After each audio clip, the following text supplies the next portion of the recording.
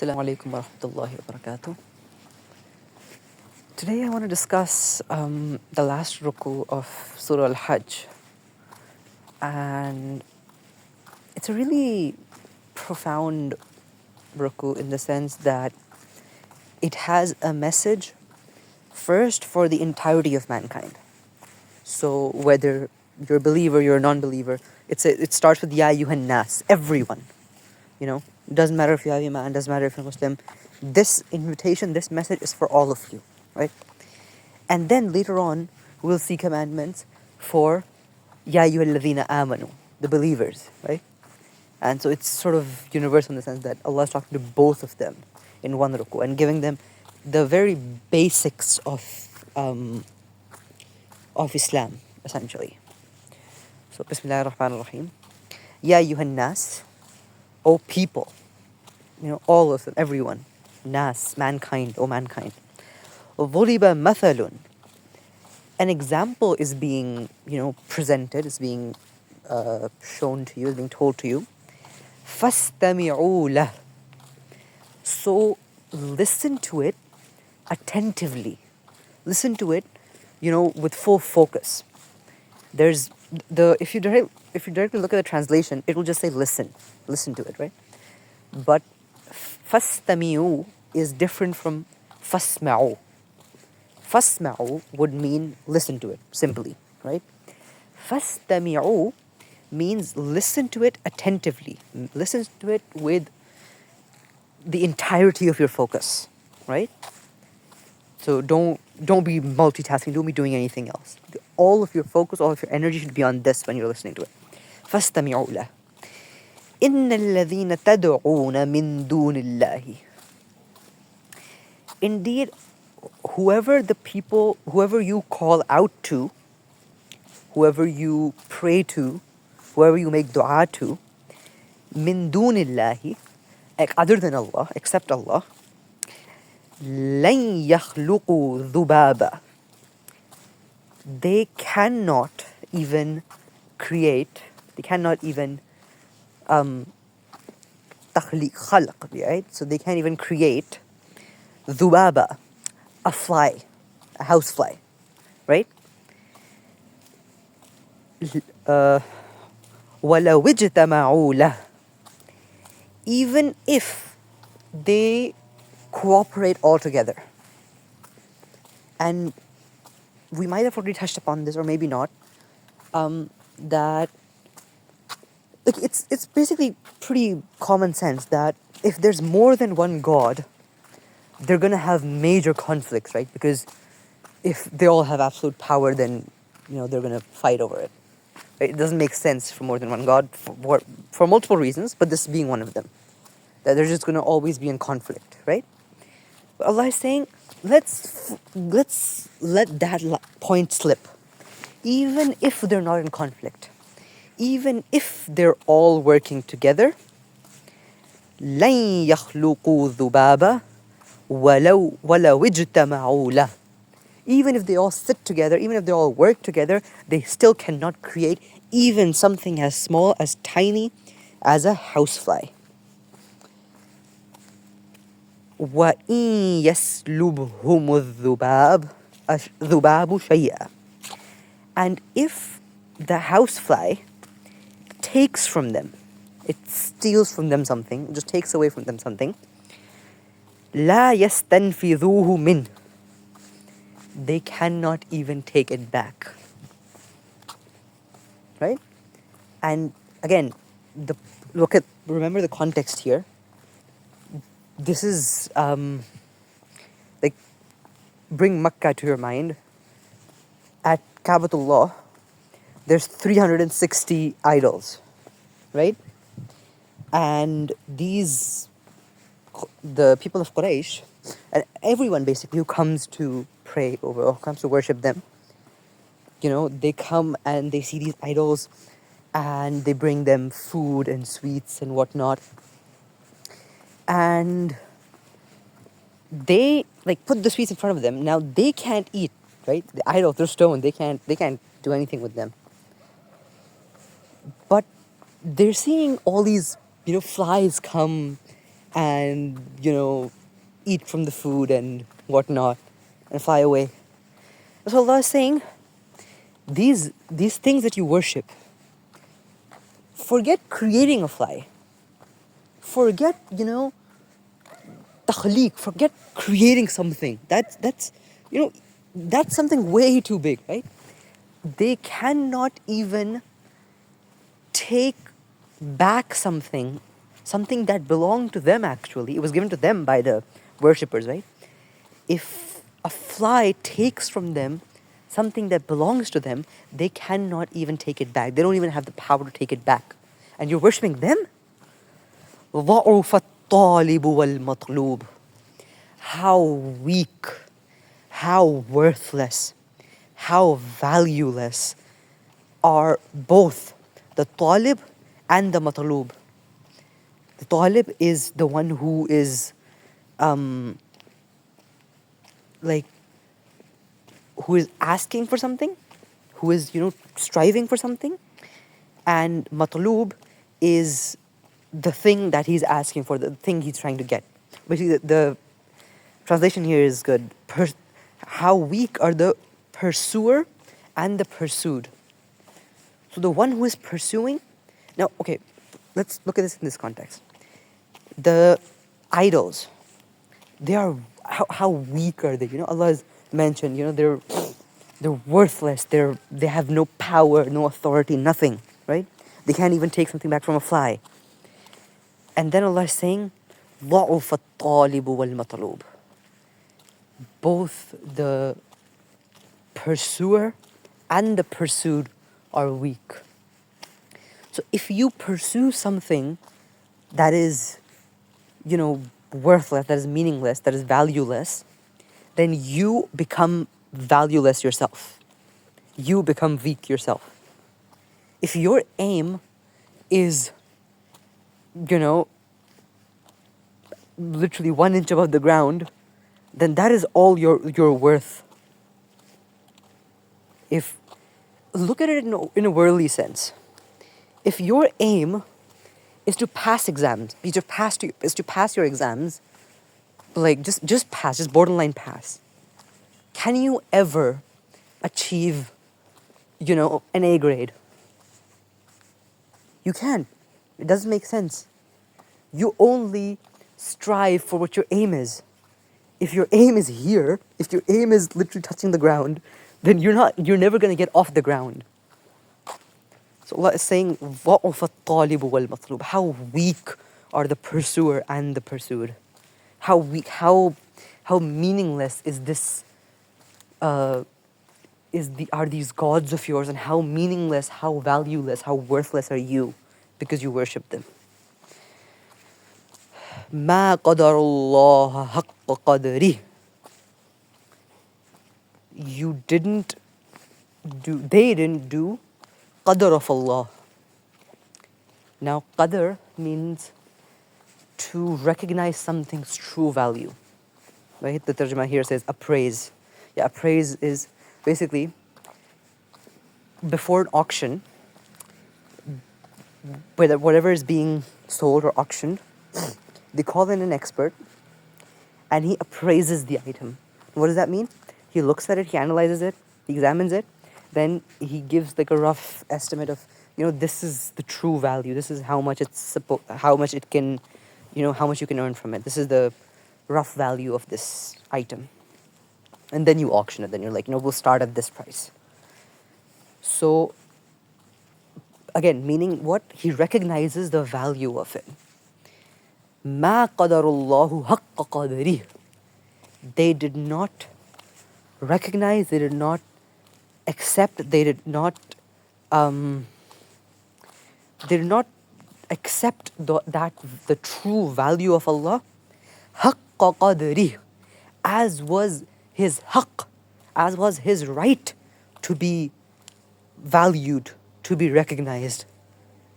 Inna Allah laqawiyyun aziz. Indeed, Allah is qawi. He is all powerful. He is, he has all the authority. And aziz, he is mighty. He is exalted in might. Meaning what? it doesn't matter if they didn't recognize his qadr, his value. It doesn't matter one bit. It doesn't reduce from his power or his might or his stature and his status one bit, not even a fraction of a percent, that they refuse to accept his power and his value. Doesn't make a bit of difference, right? Allah is all powerful, almighty, all in his own self. He doesn't need you to recognize and accept his value. You need it though. Allahu yastafi min al-malaikati. Actually, let's go back here. So, this is the first demand from the disbelievers. From Ya Ayyuhan Nas, the first demand is believe in Allah. Do qadr of Allah. Don't worship anyone else but Allah. Right? That is what's being mentioned. So, Iman Billah is mentioned. Then we move on to Iman bil Risala. Allahu yastafi min al-malaikati rusulan wa min al-nas. Allah chooses, Allah selects from the angels and wa min al-nas rusulan, messengers, rusul, right?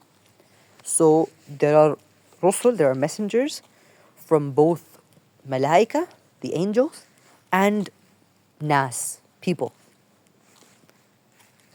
A messenger from the malaika would be Hazrat Jibreel alayhi salam. A messenger from the people would be Rasulullah sallallahu alayhi wasallam, right? So Allah chooses them. That is solely Allah's domain. It's not earned. It's not something you can get by hard work. It's not something you have any control over.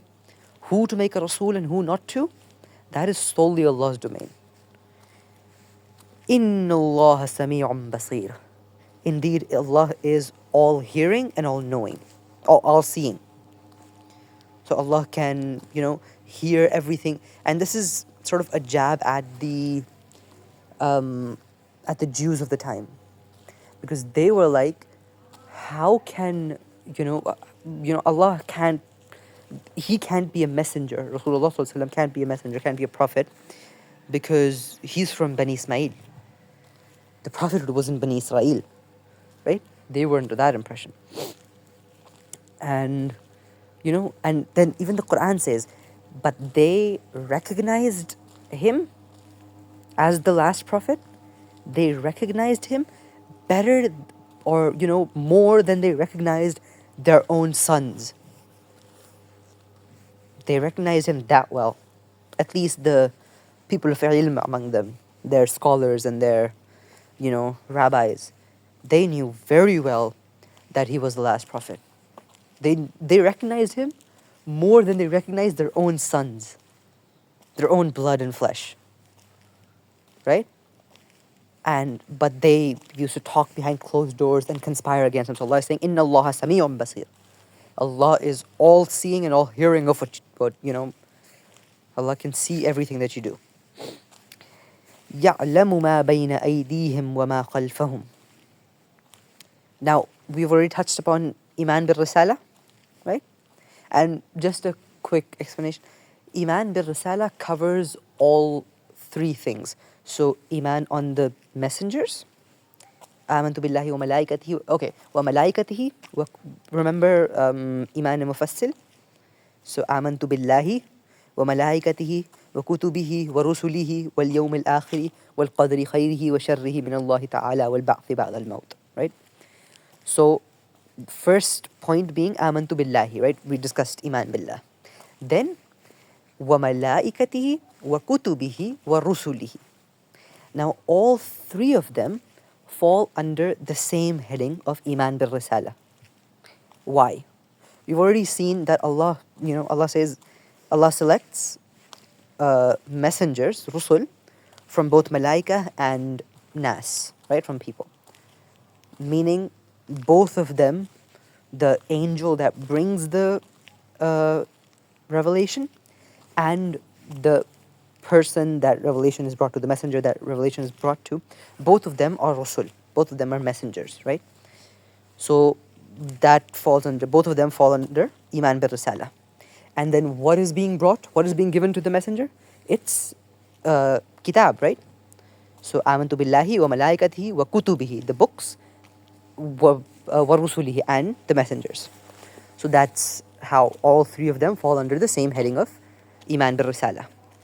So we've already discussed two of the core beliefs of Islam, right? Iman billah and Iman bil Risala. The third core belief, Iman bil Yawm al Akhirah, Iman bil Akhirah. That comes in the next ayah. يعلم ما بين أيديهم وما خلفهم وإلى الله ترجع الأمور. يعلم, he knows, Allah knows, ما بين أيديهم, what is in front of them. What is, بين أيديهم basically means between their hands. So what is in front of them, what is present to them, what they're seeing, right? وما خلفهم, and what is behind them, meaning what they can't see. Or ما خلفهم also means what is something that comes after them. So basically the same meaning, something they're not aware of, something it's not present in front of them. So Allah knows the present, the past and the future. وَإِلَى اللَّهِ تُرْجَعُ الْأُمُورِ, and to Allah will be returned all umur, all matters, all affairs, right? This is Iman bil Akhirah, that there will be an Akhirah where everything, all these worldly things, they will be returned to Allah, right? Allah will decide between them. So, Iman bil Akhirah. Now these are the three core beliefs. The Ya Ayyuhan Nas, the disbelievers are being invited to, essentially. Now the specific instructions for Muslims. Ya ayyuhalladhina amanu, O you who believe, O the believers. Urka'u, do ruku, wasjudu, and prostrate and do sajda, wa'budu rabbakum, and do ibadat of your Lord. Be servants to your Lord. And we've already discussed ibadat in quite a bit of detail, so I won't go into that. Waf'alul khair, and do good actions. Waf'alul khair. Now, why this difference? Allah says, irka'u wasjudu wa'budu rabbakum, and then He says, waf'alul khair, do good. So aren't these previous three things good? What does waf'alul khair mean here? Well, if we truly what do we generally mean by do good? Forget Islam for a second. What do we mean when we say good? Do good, right? We generally mean social welfare and, service of humanity and all of that, right? Let's take that same definition. Let's say this means to do good, to help people, to, improve their life and, all of that. To do basically welfare work. Make life better for humanity, right? Now, that can include all the things we normally do, right? Philanthropy, donations, donating food, donating clothes, building shelters for poor people and homeless people, and all kinds of that. That stuff, that's fine. That falls under wafalul khair, right? That is doing good. But we forget one thing when it comes to service to humanity. And I'll make a claim. I'll say this is actually the biggest service to humanity. Everything else is nothing compared to this. And that is to save someone's akhirah. Now hear me out. service to humanity, clothing someone, feeding someone, giving someone a home or a shelter, all of this is to improve quality of life in this world, in this 40, 50, 60, 80 years of existence, right? And, you want the best for people. So you go all out in helping them and, philanthropy and donations and whatnot, food drives and soup kitchens. But if you truly want what's best for them, what's best for the people, why would you not also worry for their akhirah? Because sure, you'll feed them, or okay, let's say it's, it's a very hot summer, scorching hot, 40 degrees, 50 degrees out, right? And, you see people, they're gonna die of heat stroke and thirst and whatnot. And so you go and you build a shelter and, you provide water and juices and, you build a heat stroke center and whatnot. And you do all this for free, for service of humanity, to, because you want the best for the people. You want to serve the people, you want to help the people. But you forgot that while you can save them from this scorching sun, this 50-degree heat for a few days, or let's say for their, for the entirety of their life, let's say you save them from this heat for 60 years of their life. Great. But who's going to save them from the heat of Jahannam? Who's going to save them from that fire? Who's gonna do that? If you are not simultaneously concerned about both, about their outcome in this world and the akhirah, then you're not truly concerned for them. If for the akhirah, all you're concerned about is yourself, but in the world, in this dunya, you want to help everyone, then you're not truly concerned for them. You don't want what's best for them. You're actually just doing it to look better.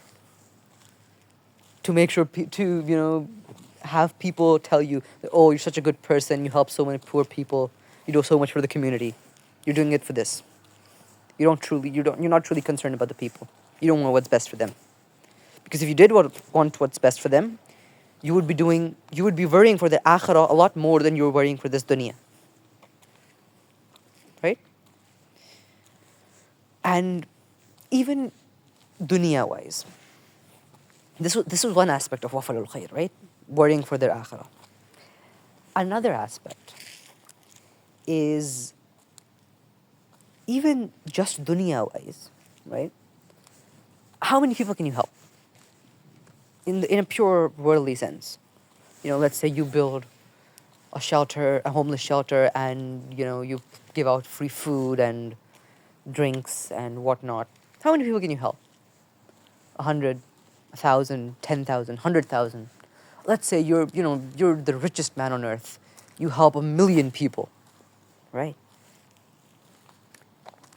This system that's around us, if you feed 1 million hungry people and you give shelter to 1 million homeless people, this system of evil, this system of batil, will create 10 million more hungry people and 10 million more homeless people for you to keep up with.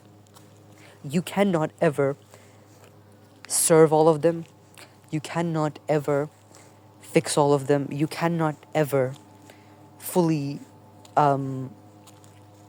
just by doing good, you can't help all of them. What is the solution?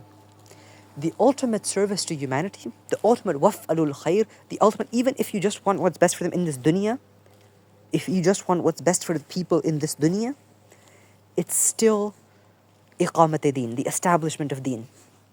Why? Because this deen brings a system of welfare. It brings a system of, service to humanity. Recall the golden era of Islam. Recall the Khilafah of Umar radiallahu anhu. Recall that people would take out their zakat and walk for hours and not find anyone to give zakat to. There were givers but not takers. That was the state of that society. Why? Why was this? Because Islam was established as a deen, as a system of life. It wasn't just namaz, roza, zakat, hajj. It was established, it was upheld, it was instated as a whole system of life. And because that system was in place, leaders like Umar radiallahu anhu came up, who would cry nights because of his concern. He used to say that even if a dog dies of hunger on the banks of river Euphrates, Umar would be asked about it. Umar would be answerable about it on the day of judgment.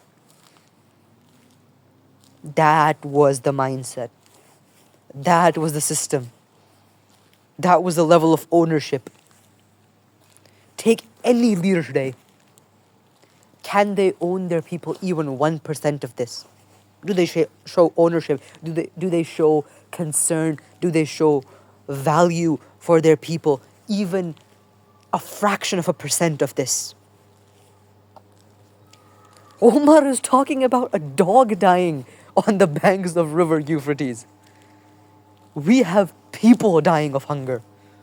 We have people dying of thirst. We have people dying of cold weather and hot weather and rain and flooding.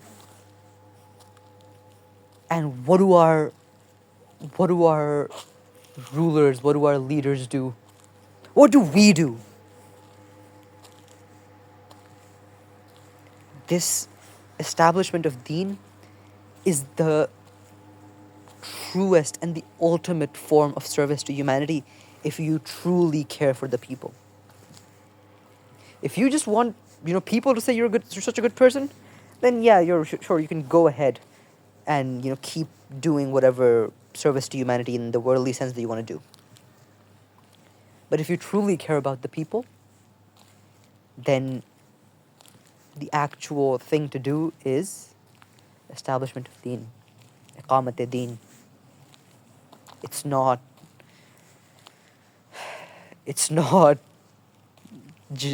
that easy.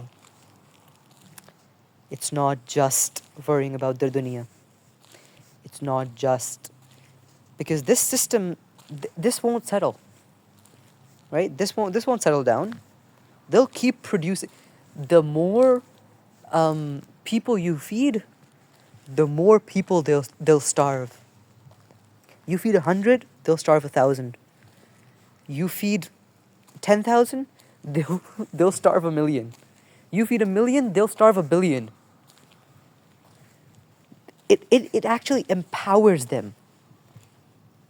If they don't feed people and people are dying, then someone can go up to them and hold them accountable, like, why are you doing this? But if they don't feed them and you keep feeding them, they don't die. Do you get the point? They get license to do as much worse as they can. We need that society again, where people would go out to give zakat but not find anyone to take it. We need that, not this stupid worldly BS that we have made up of capitalism and communism and philanthropy and welfare. This is nothing but a delusion. يا أيها الذين آمنوا اركعوا واسجدوا واعبدوا ربكم وافعلوا الخير. Do all of these. Do ruku and sujood and ibadat and waf'alul khair. Why? لَعَلَّكُمْ تُفْلِحُونَ, so that you may be victorious, so that you may succeed, so that you may have falah. These are the actual things you need to do for success. These are the parameters for success. Success isn't what we normally take it to be. Success isn't a good job and a happy family and a big house and a US visa and a green card. Success isn't that. This is success. That's what the Quran is saying. That's what Allah is saying. And this is an ayat sajda. So whenever you get a chance, as soon as you can, do a sajda. وَجَاهِدُوا فِي اللَّهِ حَقَّ جِهَادِهِ, and do jihad in the way of Allah. Do jihad for Allah. Strive, work hard. We've discussed jihad at length in previous discussions. Do jihad in the way of Allah, haqqa jihadi, as his right, as is the right of jihad. It isn't a nice to have, a good to have, a something that if you do you'll be. It is a nafil. Haqqa jihadi, as is the right of jihad. A right isn't something that if you want you can fulfill, but if you don't want you can just leave. A right is an obligation upon you. Strive in the way of Allah. Jahidu, do jihad in the way of Allah, as is the haqq of his jihad. Huwajtabakum, he has chosen you. He has picked you. Why? We need to realize this. Us Muslims, we are the chosen people. We are the chosen people. What are we chosen for? We're chosen for jihad. We are chosen for this. We are chosen for irka'u wasjudu wa'budu rabbakum waf'alul khair wajahidu fillahi haqqa jihadi. This is what we're chosen for. Huwajtabakum, you have been chosen. وَمَا جَعَلَ عَلَيْكُمْ فِي الدِّينِ مِنْ حَرَجٍ, and he has not made in the deen for you any difficulty. It isn't difficult.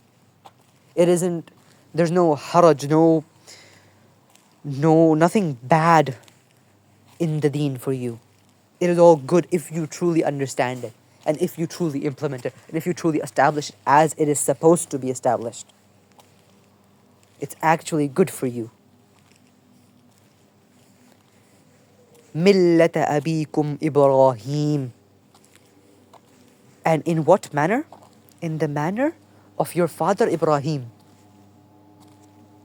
You aren't just supposed to do it anyway. This also falls under haqqa jihadi. Haqqa jihadi means as is the proper way of jihad. As is the way of Rasulullah sallallahu alaihi wasallam. As is the example set by him. You're not supposed to just do jihad however you think it should be done. No. Jihad is, you're supposed to do jihad. It is an obligation upon you. But the obligation is also to do jihad in the way that it's supposed to be done. You can't. Okay. The fard rakat of Fajr are 2. Can you pray 3? No, you can't. Can you pray 4? No, you can't. You're like, I'm doing more. I'm doing better, in simple numerical terms. No, Allah does not accept it. Why? Because Allah has clearly taught you a way to do it as well. He has obligated namaz, salah, prayer upon you, but He has also obligated the way it is supposed to be done. Right? So there's supposed to be 2 sajdas in every rakat. You say, no, I'm going to do 3. No, that's not how it works. You're not praying anymore. That's not namaz. That's not going to be accepted. I mean, by mistake is one thing, but like if you say, instead of Surah Al Fatiha, I'm going to recite Surah Al Baqarah. You guys only recite 7 ayat. You measly peasant people. I'm gonna recite 286 ayat every rakat. No, that's not how it works. Your namaz is not going to be accepted. There is a way, there's a methodology, and there's, with every act of worship, there's a methodology that comes with it that we learn from Sunnah. If you don't follow that, then you're not fulfilling the haqq. Same with jihad. There is a methodology, a manhaj, a way that the Prophet followed, Rasulullah sallallahu alaihi wasallam, that he taught us how to do jihad. If you don't follow that, then you're not fulfilling haqqa jihadi. Millata abikum Ibrahim. It is the same way, it is the same method, it is the same path of your father Ibrahim. Huwa sammakumul muslimin. He gave you the name Muslimin, Muslim. Min qablu wa fi hadha. Min qablu, before this. Now, there's two interpretations of this. One, that Ibrahim alayhi salam gave us this name, and the second, that Allah gave us this name. Both are fine, doesn't make too much of a difference. Why some scholars say Hazrat Ibrahim gave us this name is because of the dua that he made when he constructed Kaabatullah. He made the dua that, oh Allah, make this place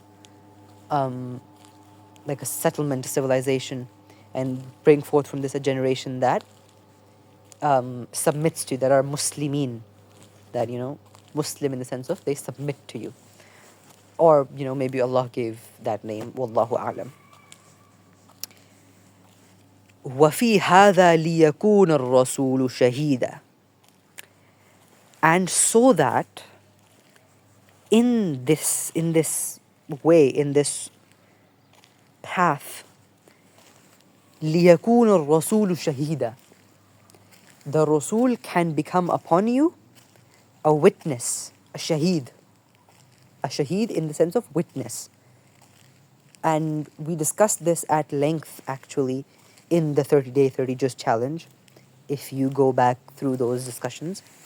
But I'll quickly recap that this part of this ayah, لِيَكُونَ الرَّسُولُ شَهِيدًا عَلَيْكُمْ وَتَكُونُوا شُهَدَاءَ عَلَى النَّاسِ. Allah is saying, so that the Rasul can be a witness upon you, and you can be a witness upon an-nas, upon mankind, upon the people, right? What does this mean? Now, what is a witness in normal terms, right, in our day-to-day terms? A witness is someone who testifies about something, right? In a court, a witness is called to testify about, whether something happened or how it happened, all that. Now imagine the court of Allah, and our case is being pled, and Rasulullah sallallahu alaihi wasallam is being called as a witness. What will he testify to?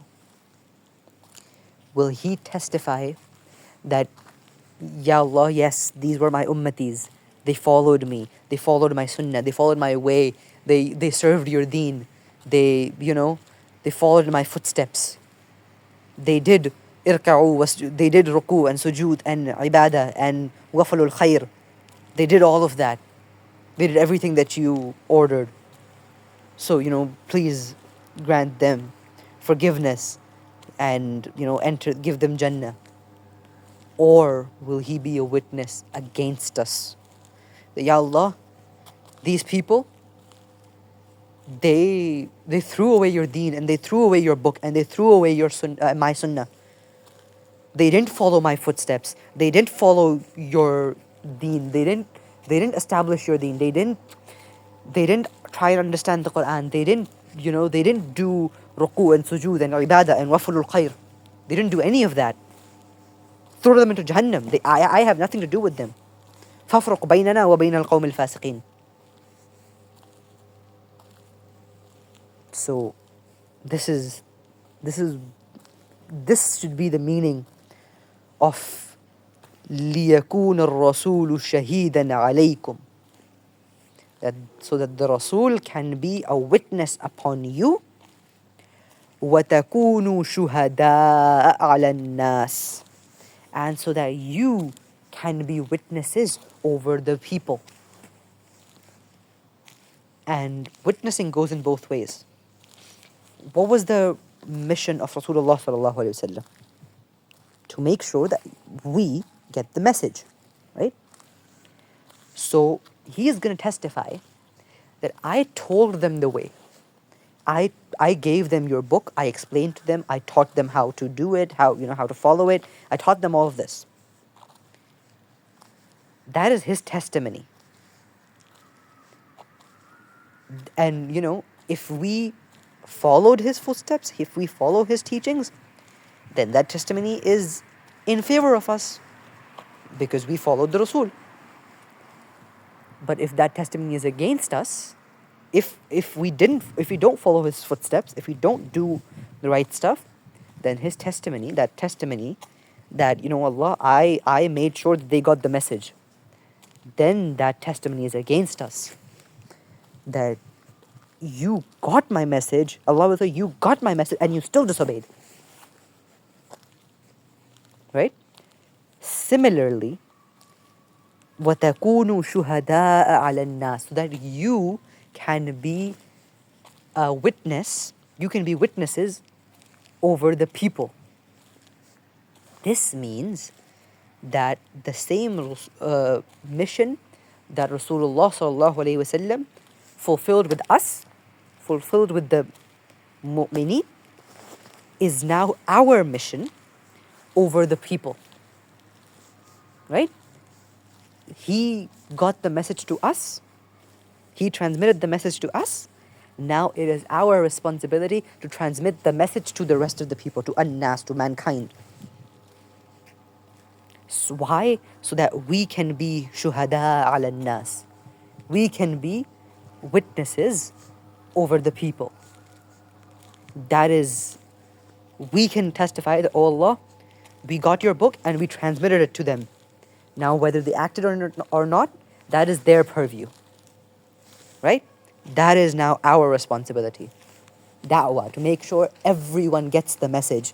Because if someone in this world, someone on the day of Qiyamah stands up and says to Allah, oh Allah, I never got your message. I never knew that I was supposed to worship you. Then their responsibility level is going to go down. Their punishment is going to be less because they didn't know, right? And who's going to take the brunt of that responsibility now? Us. Because it was our responsibility to make sure that they got the message. We were the ummah of Muhammad sallallahu alaihi wasallam. It was our responsibility to transmit. And we failed. So we are responsible. We are answerable. We are going to be asked about it. Moving forward. فَأَقِيمُوا الصَّلَاةَ. So, establish salah, prayer. وَآتُوا الزَّكَاةَ. And give zakat. وَاعْتَصِمُوا بِاللَّهِ. And hold on to Allah. Completely join yourself to Him, connect with Him, and hold on to Him. Don't let go. There's also an ayah previously that says, وَاعْتَصِمُوا بِحَبْلِ اللَّهِ. Hold on to the rope of Allah. Meaning, and the rope of Allah, we learned from a hadith that means Quran. But hold on to Allah. Don't let go.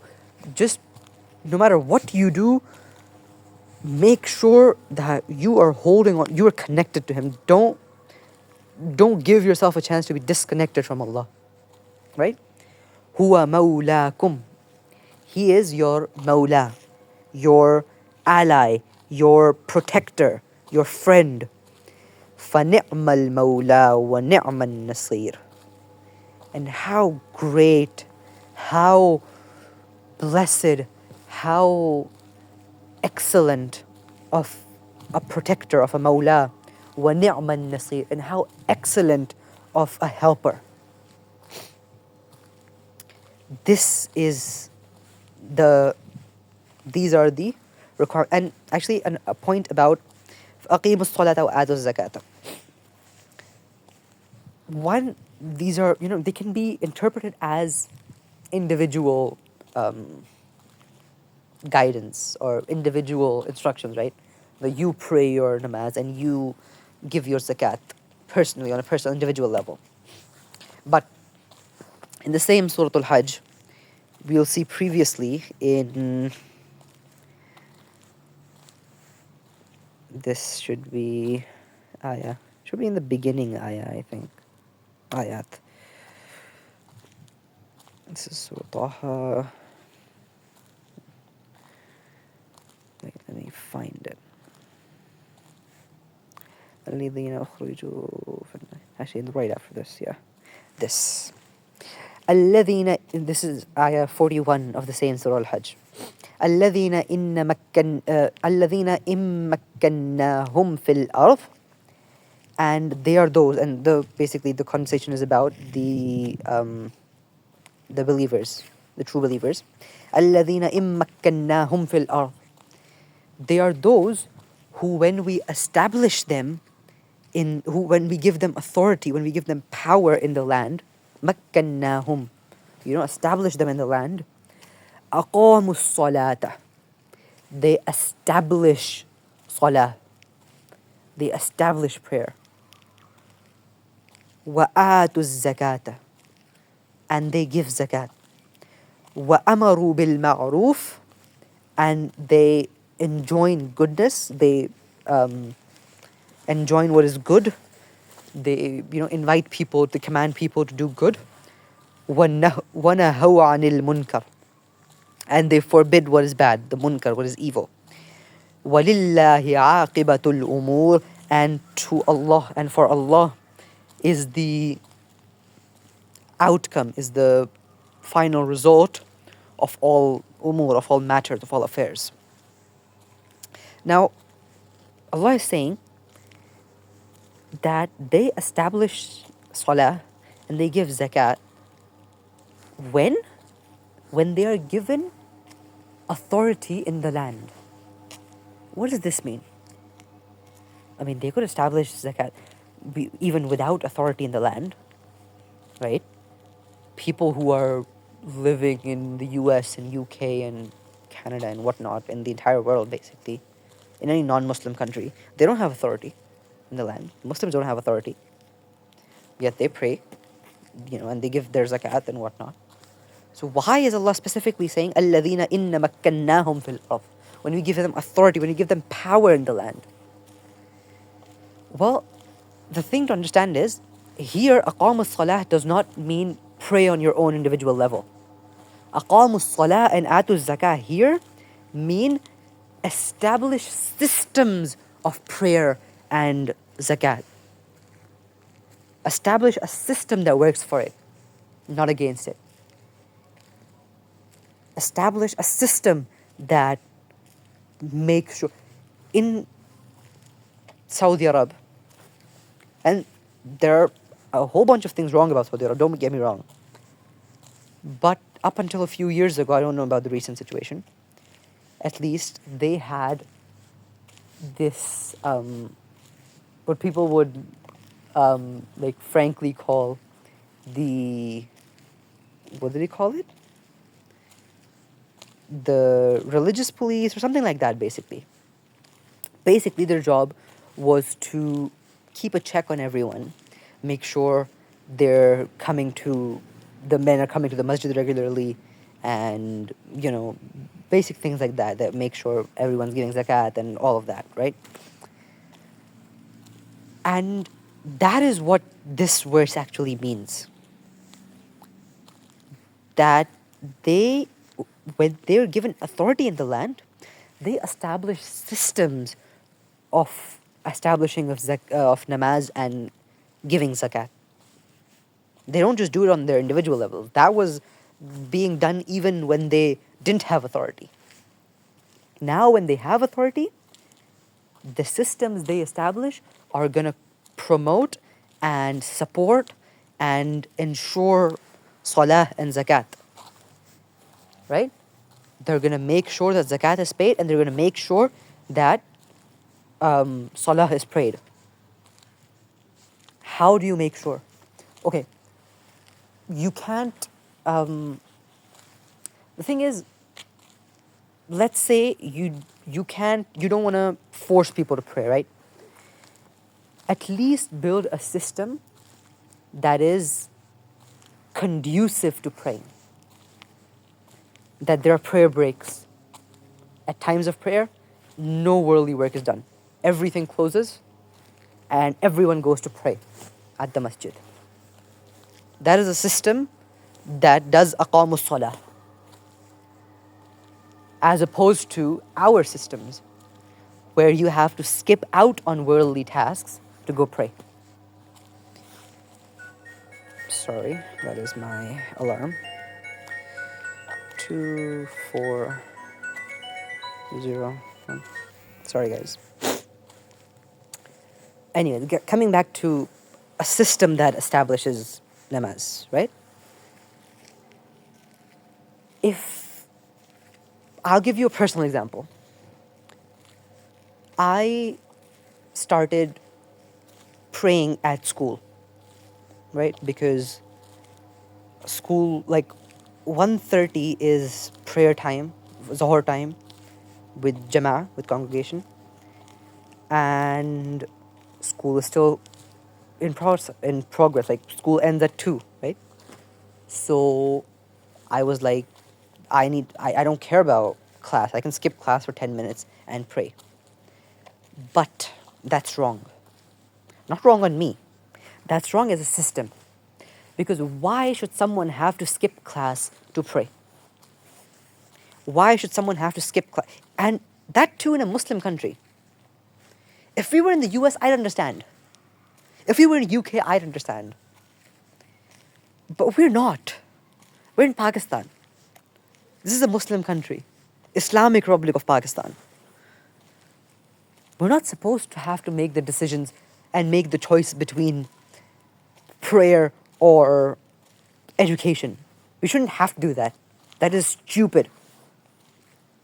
In a country with a majority of Muslims, no one should have to make this decision between deen and dunya. We can't even, in a Muslim majority country, in a Muslim country, in a country that was created in the name of Islam, we cannot even establish prayer breaks, 10-minute prayer breaks. Shame on us. Shame on us. Like they say in Urdu, डूब मरने का मकाम है शर्म से. This is, if this is not blatant disobedience and blatant disregard for the law of Allah and for Islam and for deen and for ibadah, then I don't know what is. We built this country on the basis of Pakistan ka matlab kya, la ilaha illallah. And this is what we do. We say, you can pray later, you can pray at home, you can pray alone. Class is more important. To hell with class. To hell with this system. If a system does not support your deen, if a system is not conducive to Islam, then destroy it, annihilate it, destruct it, break it down.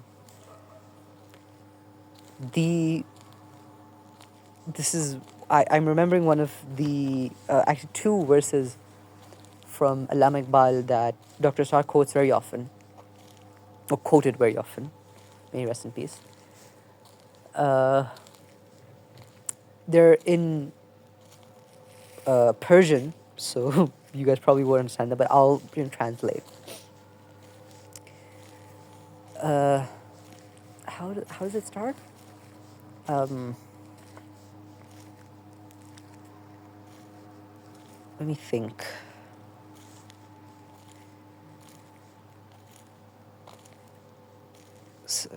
I'm not. Oh, just slipped my mind. Anyways, the meaning, this rough meaning, the rough translation of it is, God asked me whether this world, this system, whether I liked it, what I thought about it, whether, I was, whether basically I liked it, basically, or not. What I think about it.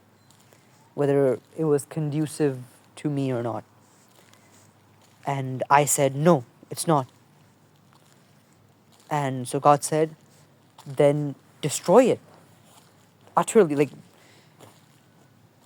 completely destroy it, remove it, throw it away, and restart from scratch. Seriously, the verse is so powerful. Even if you don't understand them, just the wording is so powerful. I can't recall it. And then another share of Iqbal explains how this is to be done. Like, okay, you're supposed to destroy, you're supposed to, counter the system. How? Ba nashay darweshi dar sazo damadam mast. Ju pukhta shavi khuzra bar saltanate jam mast. Nahi. I'm forgetting, I'm mixing the wording here, but essentially, to start off, in the beginning, ba nashay darweshi dar sazo damadam zan. Ju pukhta shavi khuzra bar saltanate jam zan. Yeah, right, this is the right wording. So in the beginning, in the initial time, you're supposed to be a darwish, a sage, You are going to be taunted, you're going to be insulted, you're going to be humiliated, you're going to be made fun of, you're going to be hit, you're going to be tortured. Remember the whole era, the 13 years of Nabuwah in Mecca? The Prophet was taunted, he was made fun of, he was laughed at, he was called a magician, a poet, someone who someone who was under the effect of magic, someone who was mad. He was called all sorts of things, right? But then, and they were tortured as well. The Muslims in Mecca, they were tortured, they were killed. But what was the command back then? Kuffu aydiyakum. You keep your hands tied. You do not hit back. You do not retaliate, right? So, ba nashay darweshi, be a darwish, be a sage, be a monk. No response whatsoever. Only just keep giving your da'wah. Keep spreading your message. When you're hit, turn the other cheek, but you do not hit back. And then the next part. Chu pukhta shavi khuzra bar saltanate jamzan. When you're ready, when you're pukhta, when you have enough strength, when you're ready, when you have power, when you have authority, not even authority, when you have power, when you're ready, bar saltanate jamzan, then throw yourself at Saltanate. Jam was basically a ruler of the time, Jamshed. So throw yourself at the Sultanate, at the government, at the kingdom of Jamshed, because he was like a cruel ruler, right? So if the system is not working with you, is not supporting you, is working against you, then this is the process. At first, you need to be a darwish. You spread your message, you invite people, you get people to join your cause, you're going to be taunted, you're going to be made fun of, you're going to be laughed at, you're going to be tortured, you're going to be hit. But you stay true to your message and you do not retaliate right now. Why? Because if you retaliate right now, you will be absolutely annihilated by the powers that be, by the powers in the current system, right? So when you're going through this, you keep spreading your message, you start garnering power. You start inviting people to your cause, right? So you're growing in strength, but you haven't done something so you haven't actually hit anyone yet, so they don't have the moral grounds to annihilate you yet, right?